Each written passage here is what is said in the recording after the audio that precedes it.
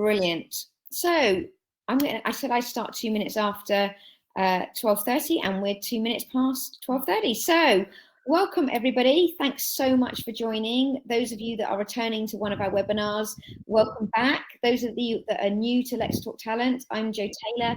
I'm MD, and I've been running my business for 7 years. And this is a culmination of a personal as well as a purposeful passion for me.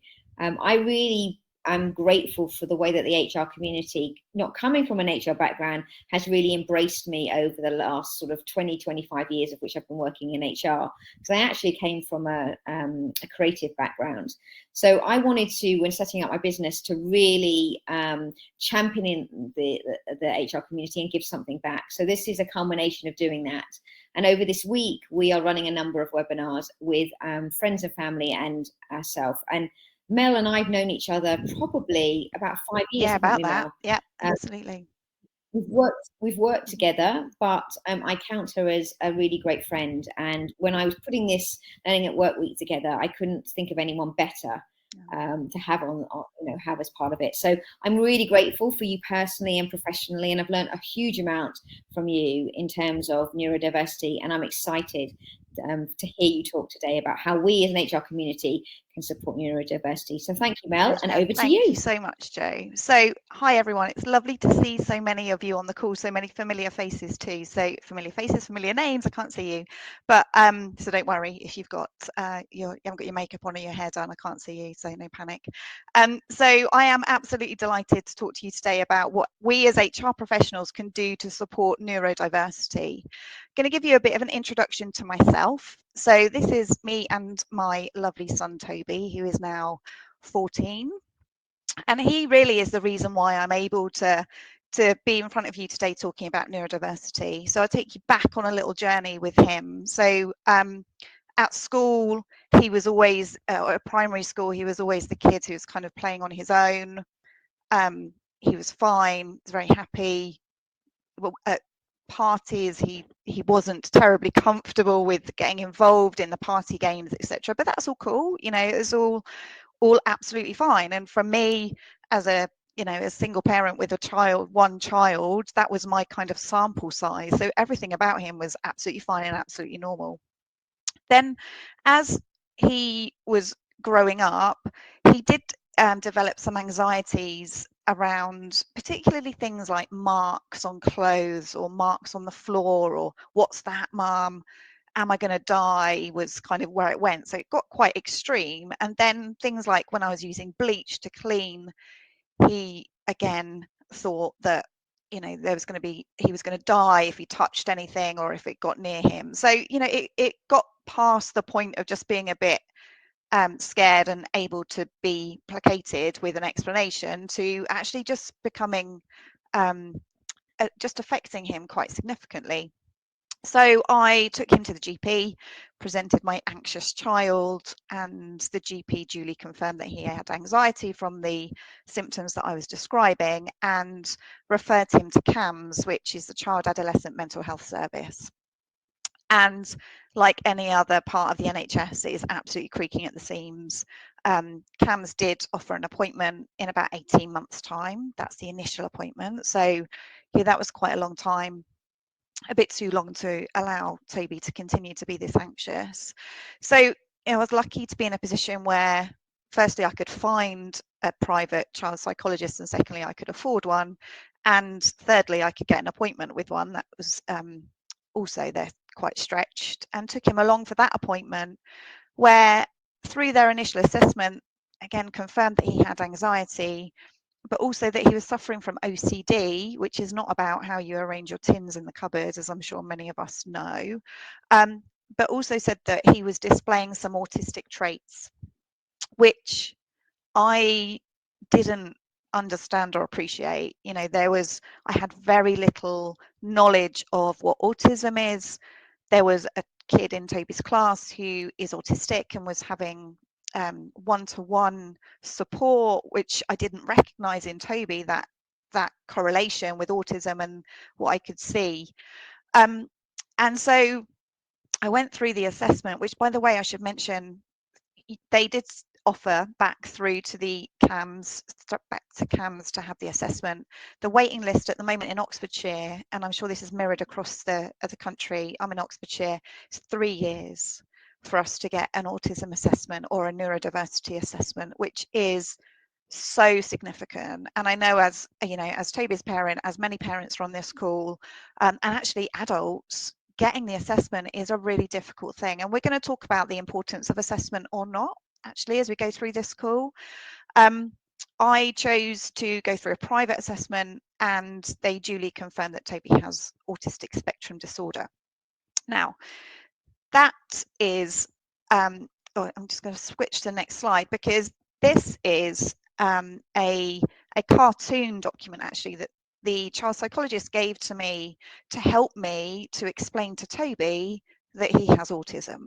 Now, we all work in HR, right? We have some really tricky conversations to have through the course of our professional life. I have to say, the conversation with Toby to tell him that he is autistic was probably the most difficult one that I've had. So proud of him with his reaction to it, which was really like, well, that's fine, on I go.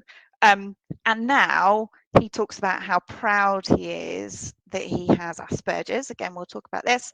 And that self-awareness and self-realization, I think, is really important for him.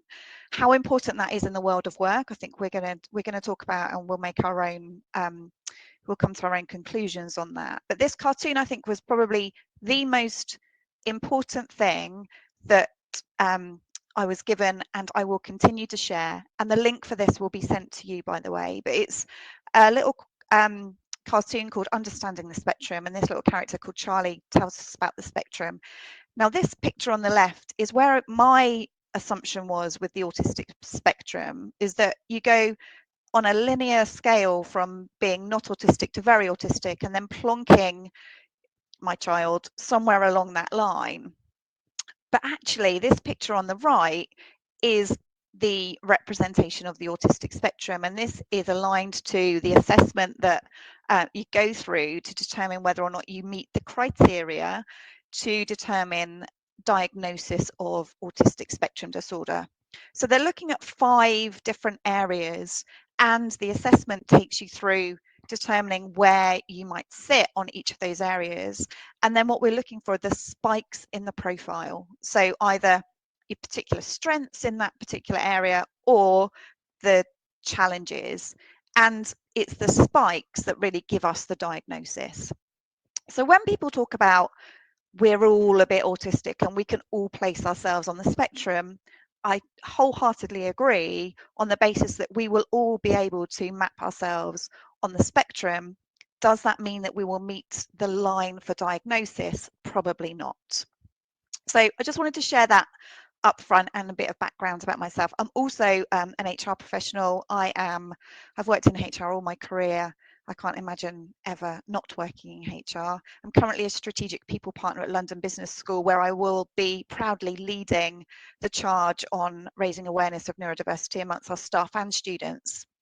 So that's quite exciting. So for us, though, as HR professionals, I think we will agree that the way in which we describe people has really evolved, and we are much more comfortable now with being able to describe people by various characteristics. And in fact, the number of people with job title including diversity and inclusion, according to some data from last year, has increased by 104% since the Black Lives Matter movement was established, so really recently. So much more investment into ensuring that diversity and inclusion is absolutely at the core of what we do in our organisations.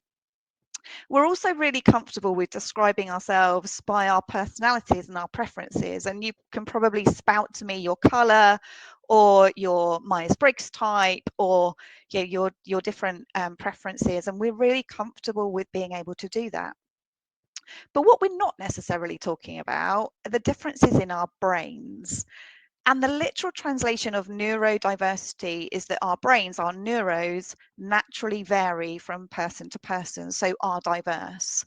And that is, in a way, it's like part of our DNA. And if you liken it to a fingerprint, all of our fingerprints are unique, all of our brains are unique. And so what we're thinking about with neurodiversity, if you were to draw your bell curve, 80% of us will be what we class as neurotypical. So we're not displaying characteristics or traits that differ from the rest of the 80% necessarily, but 20%, according to the most recent research, of us are neurodiverse. So we are in the spikes of our brains working in different ways. And that's as complex as neurodiversity is, right? Our brains are working differently. So why should we, as HR professionals, want to know about neurodiversity? So firstly, this was research that was just published last week from Fox and Partners. We've seen employment tribunal claims relating to neurodiversity rise by a third in 2021. 40% of those 40% rise, in ETs relating to autism, a 31% rise in Asperger's cases, which is an autistic spectrum disorder, and 14% rise in dyslexia claims in the past year alone, according to that research from Fox and Partners. So first reason why we want to know about it is because we have a real risk around employment tribunal claims. Secondly, some research from the Institute of Leadership and Management, which they published in 2020, which is a great report called The Power of Difference. I'm going to share the link. Well, Charlie is amazing. Charlie's going to share you the link to the report, which is called Workplace Neurodiversity. So in this report, the Institute of Leadership and Management found that those who are, as they class them, neurominorities, those who have neurodiverse conditions, have a far worse experience in their workplace than neurotypical colleagues believe that they do. But the shocking statistic from this report, which really floored me, is that 50% of people who responded to the research here said they would not employ someone from one of the neurominorities. And that is the thing that really drives me to continue to increase awareness, because I genuinely think that 50% is drawn or born from ignorance. And I don't mean that in a really offensive way. What I mean is we don't know what we don't know, right? So if we are making assumptions, so when you say something like autism, like me, you jump to that child in the class who's having particular difficulties and needing support. And that might be your assumption because that's been your experience. But actually, it's much richer than that. Sorry, my cat's just cleaning my camera for me. It's much richer. And, you know, there is a saying that says if you've met one person with autism, you've met one person with autism. And I have to say that's absolutely true. Everyone's neurodiverse condition is unique to them. Going back to our brain being like our fingerprint, it is unique. There is no one size fits all. There's no one definition fits all. And I would say that once you've met one person with autism, expands to every single one of the neurodiverse conditions, which we're going to go through in a bit more information. What the research from the Institute of Leadership and Management also found is that most organisations don't include neurodiversity within their policies and procedures or provide training on inclusion. So that's where we really have an opportunity to make a massive difference in this space. And just showing up to this call today is the first step, or a step along the path for being able to do that with confidence too. Just to add to our list of why we should want to know, the Office for National Statistics published some data this year that shows us that just 22% of autistic adults are in any kind of employment. Any kind of employment. That means that 78% of autistic adults are not, which again is shocking. And when we're in, the war for talent, and we saw yesterday that the data was released that there are more jobs than candidates out there. This is a massively untapped pool of brilliant talent that we could really focus our recruitment efforts towards. And I'll give you some tips on how to do that later on. So another statistic is the number of diagnoses of autism increased 700% 87% over the last 20 years, not 2 years, 2 decades, while prescriptions for medication to treat ADHD jumped 800%, which shows us that more and more people are becoming aware of their neurodiverse challenges or strengths, and the diagnoses are increasing. There are many more people who are not diagnosed.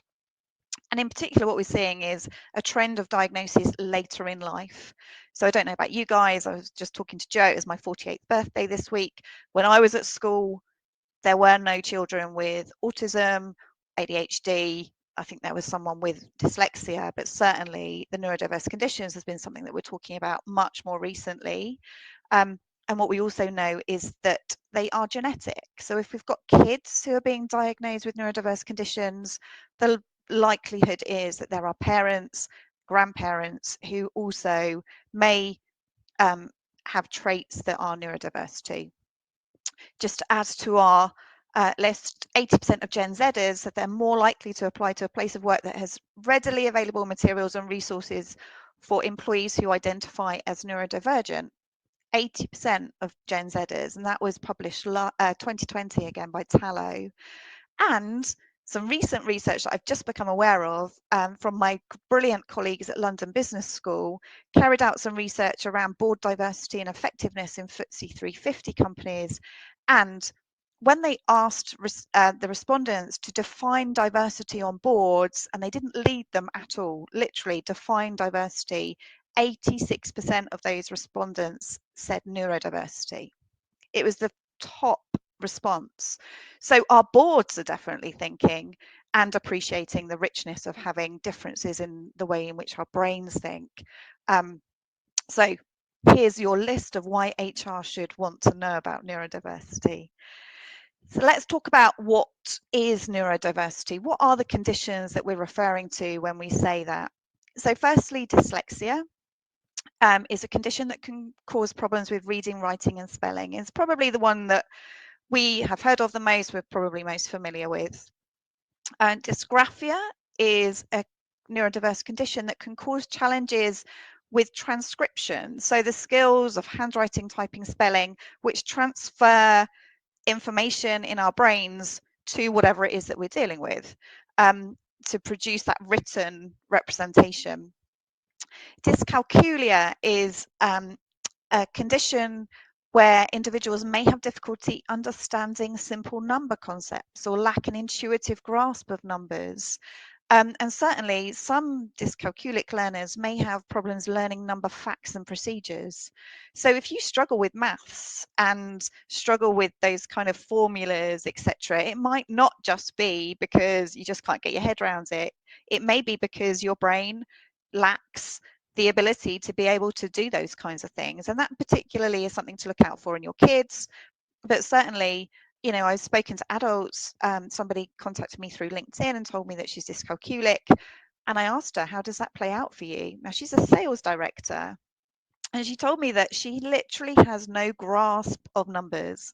So whether it's 2 or 2 million, it doesn't register for her.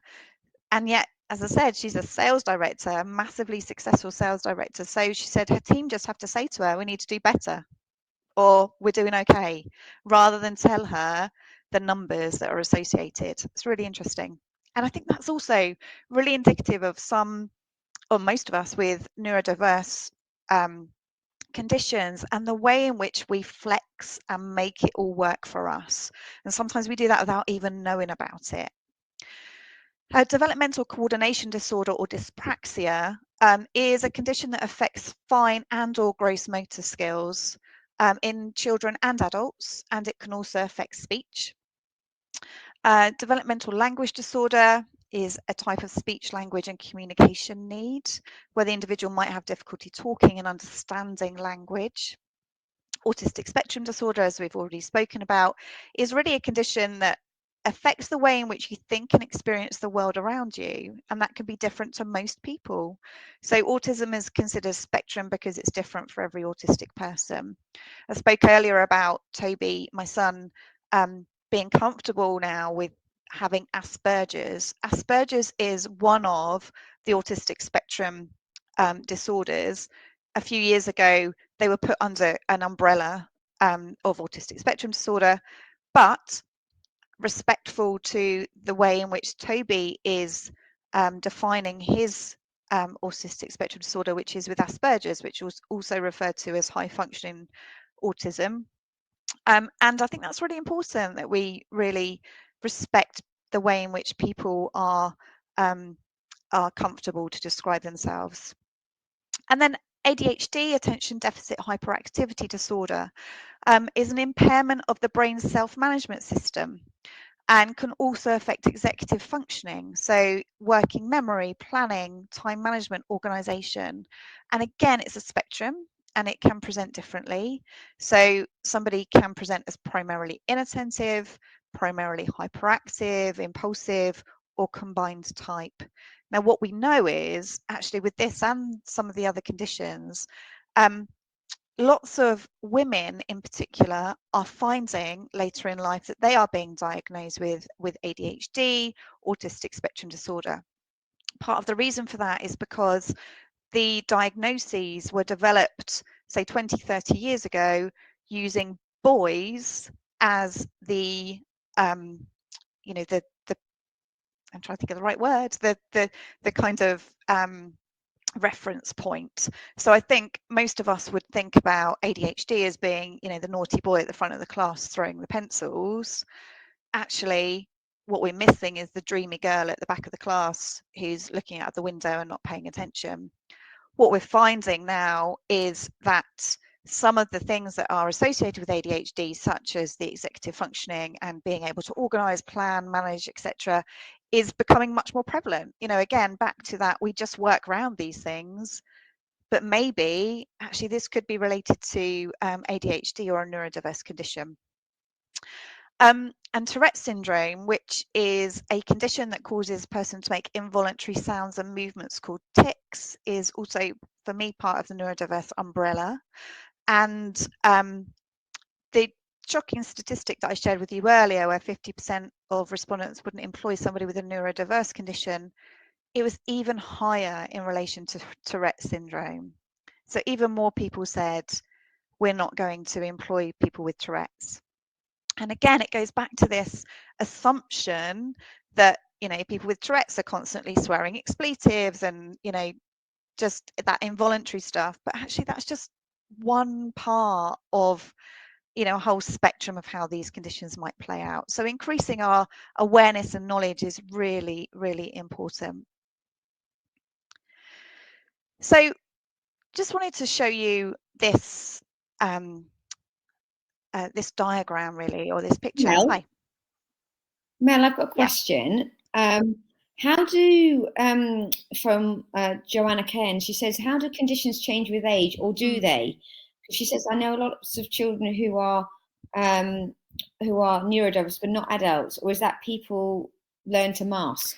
Yeah, it's such a good question, Jo. I think people learn to mask. I think people learn to mask early. Actually, what we know, again, through the research, is that particularly girls and women are adept at masking. And early on, when you think about when girls are at school or in peer groups, it's really important that they can fit within that peer group. And so when they're struggling to be like their peers, that masking can be really increased. And that's exhausting for people to constantly mask or constantly try to fit in with their neurotypical world or their neurotypical colleagues. So, this notion of creating a culture where we can enable people to just be themselves is so important. And again, we're going to talk through some tips in how we might be able to do this in the workplace. But what we know is that actually that masking or the ability to function in different ways or cope or put in place different mechanisms can develop through life. And actually, we may not know that what we're doing is through a neurodiverse condition. It's just the way in which we work. So I don't know that it gets any better or worse. or whether those conditions do change. Your brain is pretty much as it is, but what we do know is that we're recognizing it much more with neurodiverse children. I think because the way now in which we're able to have that knowledge and see it play out, and teachers have a bit more knowledge. I think they missed, for me, that was completely missed throughout Toby's schooling, so it wasn't until year 5 that I recognized these things. But more teachers are becoming aware, but I think we just don't necessarily always see it in ourselves or in adults. But it's a great question. Do you think it's helpful?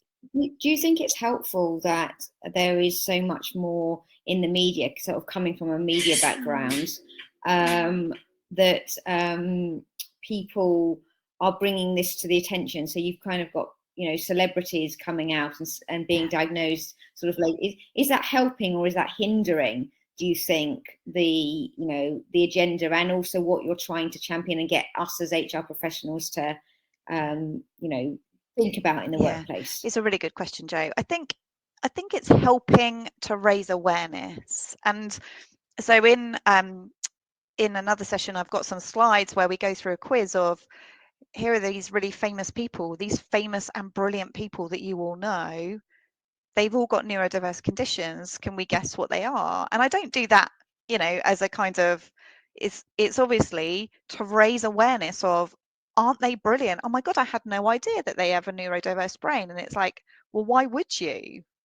How important, I think, is the question for me, is how important is it for us to have a diagnosis versus how important is it for us to be appreciative of the fact that our brains are different and they work in different ways.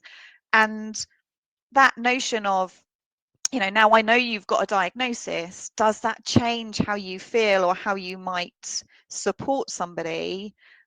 Is both a help and a hindrance, I would say, which is why, we have a real responsibility and opportunity to create cultures where people feel able to disclose and share that they are having particular challenges or that they have particular strengths, and then enable them to really thrive.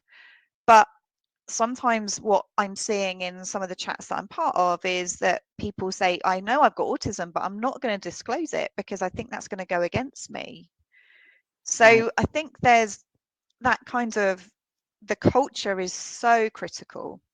And in some of the tips that I'm going to share, I'm going to help us to think about how we create a neuro-inclusive culture, a really neuro-inclusive culture. Okay. Thanks, Mel.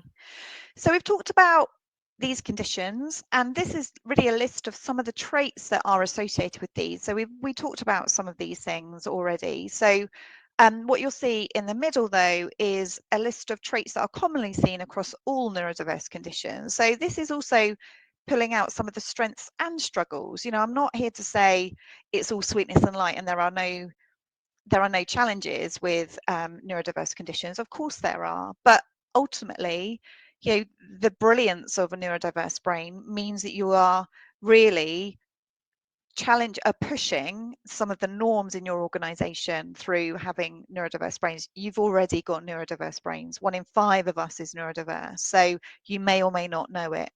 But so some of the real positives include individuals are typically empathetic, creative, persistent, etc. You can see them at the bottom of this list here. Also, just to pick out that some neurodiverse conditions are developed.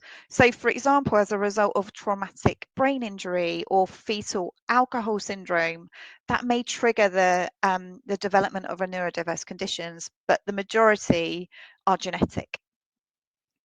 Now, what I wanted to show you here was the interconnectivity between each of these neurodiverse conditions. So we will have these really clear assumptions. Dyslexia is issues with spelling, reading, writing. But in actual fact, all of these neurodiverse conditions coexist.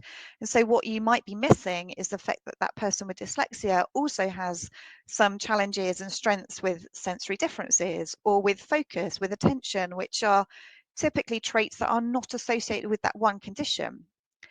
And part of the hindrance of reaching diagnosis, if you like, is that we then just focus on, oh, you're diagnosed with dyslexia.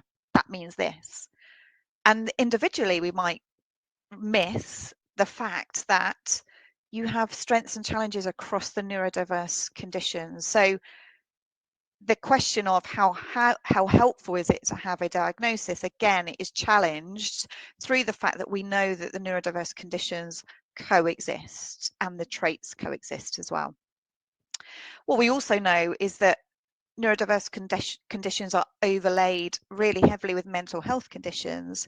So again, with us in our HR professions, we may be supporting somebody who's really struggling with anxiety or stress in the workplace. And what I'd really urge you to do is to apply your neuro-inclusive lens across that particular case that you're supporting, to start to explore whether there may be some other explanations around neurodiversity that we might want to be able to explore.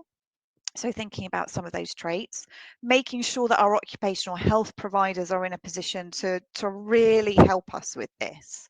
Do occupational health have knowledge and awareness of neurodiverse conditions?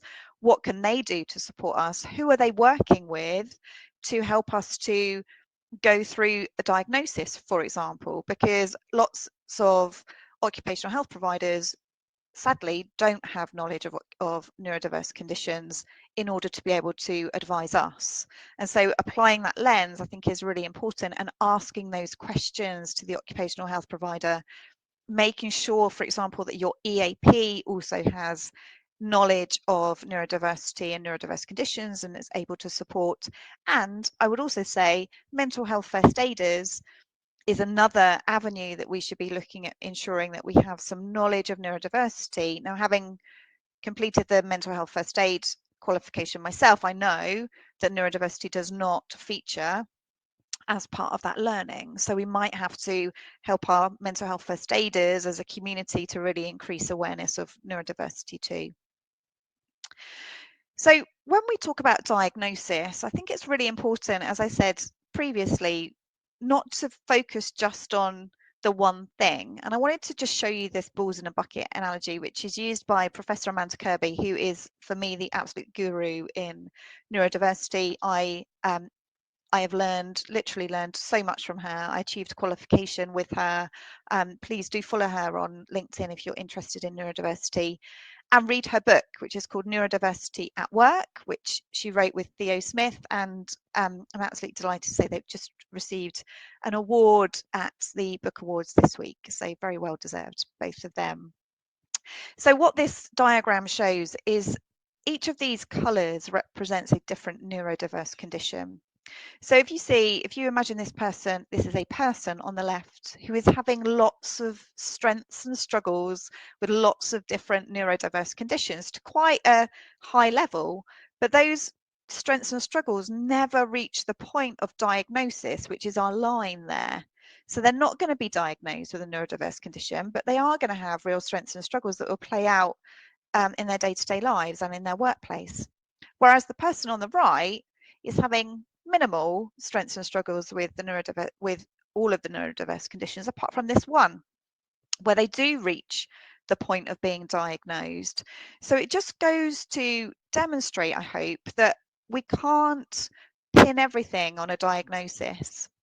And actually, just to geek out for a second on case law, there was a case with NPower, trying to think of the guy's name. This is 2019.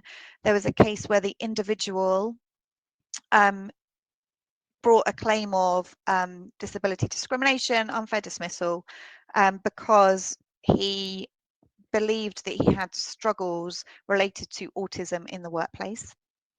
The occupational health provider had said if he were to undergo a neurodiversity assessment, they were sure that he was going to be diagnosed with autism.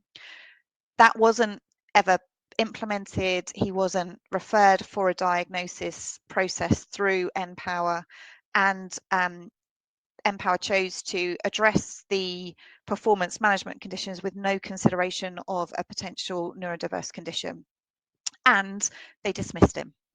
And he brought a claim against them for unfair dismissal and disability discrimination, and he won. So this notion in law that you have to make a consideration for what may be at play is so important. And going back to our data on neurodiverse employment tribunal claims, this is coming through and through and through now. So again, we will share some links to a resource with some case law for other neurodiversity cases for you to have a look through too. Now, I'm not saying that it's all sweetness and light of having neurodiverse employees in our workforce, but it's no different to where we are today, right? So all of us have strengths and struggles. Again, our brains are all individual, but I just wanted to really pick out some of the things that we see typically playing out with neurodiverse traits. So some of the strengths, and you can read these things, but we see real creativity and innovation. So Elon Musk is one of those who has openly said that he has Asperger's. Now, I don't know that we're going to get any more creative or innovative than Elon Musk at the moment, but let's throw in the anticipation or the understanding from what we know that Steve Jobs probably was autistic. We think Bill Gates might also be autistic. Let's go further back. We think Albert Einstein had traits with autism. So that creativity and innovation definitely is going to play out. Again, if anybody wants to or has read a book called Rebel Ideas by Matthew Syed, Matthew talks about cognitive diversity, which if you replace the word cognitive with neuro, it's the same thing. It's talking about the differences in our brains and the way that that brilliantly plays out within organizations. If you put 10 of us that think in the same way into a room, we're not going to be very creative or innovative. If you put 10 of us that think differently in a room or make up project teams intentionally made up of really diverse thinkers, then you're going to come up with some really creative and innovative thoughts and ideas. Brings a different perspective. Some people have a real sustained attention to detail and strong problem solving and spatial reasoning capabilities, which play out as real strengths in the workplace. From the struggles, though, some people really struggle to concentrate and focus. And so that sometimes the work environment is absolutely critical to enabling people to concentrate and focus. And I think we've all seen during the last few years how important it has been for us to have an environment that really is conducive to us working well. Some of us can't wait to get back to the office. Some of us are very happy to continue to sit at our dining room tables and work with the radio on or off or however we might want to work, because we're now much more cognizant of what it means for us to really be able to be our best. Some people have, for example, a really poor sense of direction. And one of the things I'm going to suggest to you is that we create something that helps them to find their way around our organizations or find their way to our organizations if they need to. Some people really struggle with that social interaction and communication difficulties. And so, it's cool for us to make the social element of our work completely voluntary. There's drinks after work, come or don't. That's fine. And normalizing that, I think, is really important. And those struggles with reading, writing, and spelling, it's really important that we help people to identify those and to identify actually some of the tools that might be able to help with that as well. And some of these tools are amazing. For example, there's a pen that you can literally rub across your page and it will read to you back what it is that what it's just read. And obviously we see now on the Microsoft suite that there's lots of accessibility tools, using your microphone, using your dictation, etc. We know about those things. And Access at Work can also help us to fund some specific software as well to help with some of those things too. So thinking about what we as HR professionals can do to support neurodiversity and create neuro-inclusive organisations, I'm going to give you some calls to action, some opportunities, some examples of what you can do. At your recruitment stage, make sure that your job adverts and your job descriptions are simple and accurate. When was the last time you reviewed your JDs or your format? Don't overcomplicate them or make them too much of an essay writing competition. Just make sure they reflect what it is that that job is, and then your adverts do the same. I would also say add your closing dates to job adverts. Some who are neurodiverse might really struggle with not having a deadline to work to, and could get really stressed about that, or decide they're not going to apply because there's no point, that loads of people who are much better than me will have already applied. So closing dates, I think I'm a big advocate of. Switching your terminology from asking what adjustments do you need to be part of our process to what can I do to make this the best possible experience for you is probably one of the most important things that I'll ask you to do. The responses from the latter question as opposed to the first have been really interesting, and I know it's created some contention actually with one of the responses, which is, do you know what, if you could give me the questions in advance, that would be brilliant, that would be really helpful. And I know some in the HR Ninjas group, for example, where I've shared that, I've said, oh right, yeah, I'm not going to share the questions with everybody because everyone can then just come and prepare themselves. There's a real propensity to just hold back. And what we need to realize is actually this is about enabling people to be their best selves in being assessed for the role. And so if that means that it's going to really help them to come with really sound examples to the interview by telling them what you're going to ask them in advance, then I would really strongly advocate that you do it. And also think about your interview or assessment process, adjusting that so that it's more relevant to the role, for example. Thinking about your onboarding, so giving information on your environment, including pictures or a tour, a video tour prior to the first day could be really helpful. Creating a jargon handbook to get rid of some of those acronyms and abbreviations that we all use really freely, so explaining what they are and taking time to understand individuals' challenges and their strengths. In performance management, thinking about those skills gaps and identifying how we can close them. And I mean that above and beyond. If people are not reaching their potential, why not? Where's the stretch? What are you doing to really help them to identify their brilliance and really pulling them up? Monitoring their changes in performance. So what's happened? Why has that happened? Who has it happened to or with? And responding to that. And providing regular check-ins and mentoring. So having somebody who truly understands neurodiversity or is neurodiverse themselves as mentors can really help.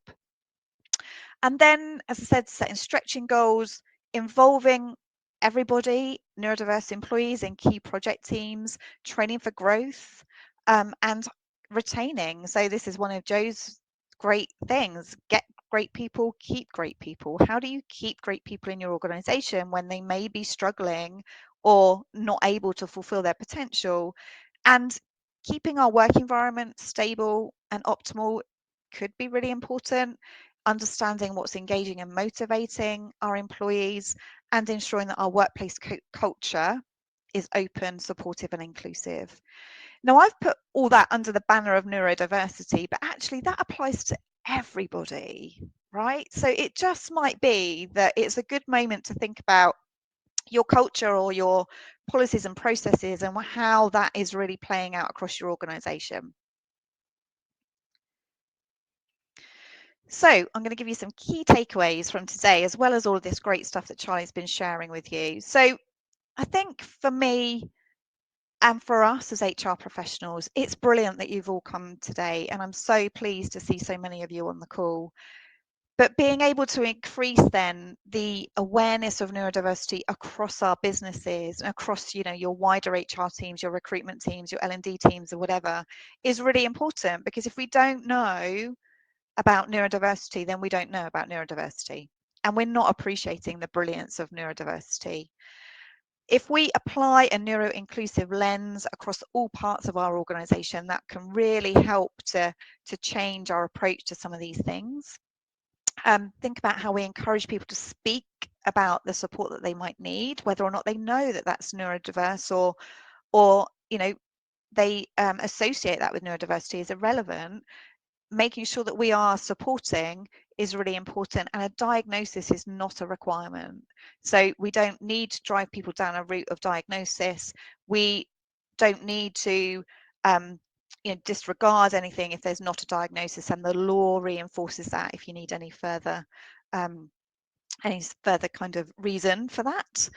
Ensuring that your policies and processes enable people to really thrive and shine and be their best, and focusing on what people can do rather than what they can't do. Reviewing how our work has and will change post-COVID, and thinking about how, again, we continue to support individuals, reviewing our job descriptions, thinking about how realistic they are, making our interviews and assessment much more inclusive. So we have got some time to chat and for me to answer any questions. Charlie is sharing all of these additional resources with you, so you've got them. I've referred to them as we've been going through the session, but I hope you'll find those links and that information really useful. One thing I haven't spoken about is this Do It Profiler, which is a neurodiversity screening tool which was developed by Amanda Kirby and her team at Do It Solutions. So there's a profiler tool in there which is for work, so it's called Workplace Plus. I think it costs about £80. It's not a diagnosis, but it will help you or help the individual to identify strengths and challenges, so the spikes, and where they might be aligned to the to neurodiverse conditions. For those of you who are parents, there's also a profiler tool which is for key stages 1, 2 and 3, which is £7.99. So again, with 3 years list and weight, etc., it might just be helpful if you know that your child is having particular struggles or strengths that are not being recognised in school. Getting them to do the profiler tool, or you doing the profiler tool and presenting that to school would just be a helpful kind of, here's a conversation I need to have about my child, and ensure that they have that support. So just give you that that link too. So very happy to take any questions. So we've got a question from Louise. Yep. Mel, how can we approach this if we suspect a neurodiverse condition in an employee, but it hasn't been disclosed to us? Do you know, that's a really great question, Louise, and probably one of the most common questions I'm asked on these calls. And I think the important thing is, if you suspect that someone has a neurodiverse condition, it must be that you have particular traits or behaviours which have led you to that suspicion. So I would advise you to focus on those traits and those behaviours and addressing those, rather than jumping into that must be a neurodiverse condition, or I've recognised that you have this and that equals that. So focus in on addressing those particular specifics, rather than encouraging them to think about whether they have a neurodiverse condition or assuming that they have a neurodiverse condition, because that can lead the other way as well, can't it? That people go, oh, great, you think that you're writing me off because you think that I've got ADHD, or you think I've got autism, or that it's a big deal actually for people to recognize those strengths and challenges, particularly challenges within themselves. And also, going back to some of those assumptions that we make, they may think that you're being offensive or negative about them, and therefore it might lead you into a bit of a conflict. Whereas if you say, I've noticed that sometimes you struggle with getting to meetings on time. Can we work through how we can overcome that? Because actually that's causing a bit of difficulty. That's much more of a simple, straightforward, clear thing that you can prove and that you can also address. So again, like I said, this isn't all sweetness and light in the workplace, and this plays out really at the core of employee relations, and some of those disciplinary grievance, the conduct stuff can be really, really real. Meltdowns is something that autistic adults may have, and that's not okay in a workplace necessarily. Like if someone is having a meltdown, but we have to be able to recognize that, support that, and enable the support for that too. There's another question from Caitlin. Do you think it's unethical not to share a mental disease diagnosis before applying to a job, having one-to-one to the leader, struggling with mental health issues at work? Is this rather a personal choice or something to avoid? I think that's a really good question, Caitlin and Catalin. I think it's a personal choice. You know, whether or not you choose to divulge that you have a diagnosis of a mental health condition or a neurodiverse condition has to be up to you. But as HR professionals, if we're seeing that play out in a way that has to be addressed, then it's important that, again, we focus on the facts and the things that we can prove or look to support, rather than making assumptions about a mental health diagnosis or a neurodiverse diagnosis. You know, it may be that partway through, and this is why it's really important that we have your mental health first aiders who are trained, occupational health physicians who are trained, EAP, line managers, HR professionals. You might go, oh my God, this has got, you know, neurodiversity flashing all around it, but this person has never mentioned it. Then you really don't need to mention it. You know, just address the specifics of what you're dealing with the knowledge that you have, rather than make assumptions or make accusations of things that are not diagnosed. You know, it is purely personal decision whether or not you disclose those things, and you can only take decisions based on what you know and what you see and what you have been told. So it makes it quite difficult, but it's it's important now that you have increased awareness of the brilliance of neurodiverse talent, that you have that in mind. It's brilliant. Thank you so much, Mel. Are there any more further questions before I bring this webinar to a close? We'll wait we'll go for a minute. So Natalie said some fantastic ideas there for creating an inclusive and engaging culture for both neurodiverse and non-neurodiverse. How can we encourage future colleagues to share adjustments that they might need to be successful, as there may be people who feel that sharing this may preclude them from getting the role? Absolutely. And I think, Natalie, that's such a great question. And that's why I suggest asking that question around, what can I do to make this the best possible experience for you? Hopefully means that it's really inclusive in catching any kind of adjustment that we might be able to make for people, or we might want to consider.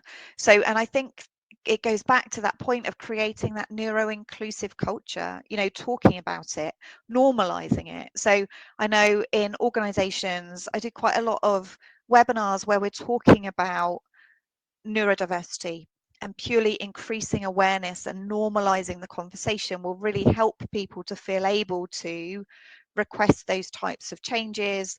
And whether that's neurodiverse or non-neurodiverse, actually creating a culture where everybody is able to be their best is obviously what we all strive for.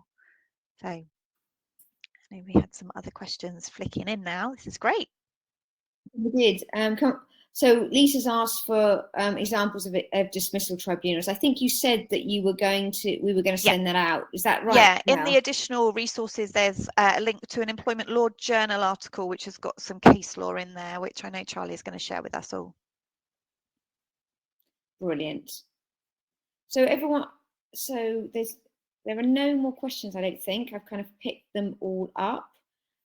But it was fascinating, Mel. I learned a huge amount, and also it's really humbling that you are brave and to share your story, because it, you know, we talked about it this morning on the webinar around, you know, being willing to be vulnerable and that purpose and passion, and you found your passion through the purpose of being a parent and working with Toby and that journey. So thank you for sharing that, and thank you for also being really clear about what we can do as an HR community. It's really simple.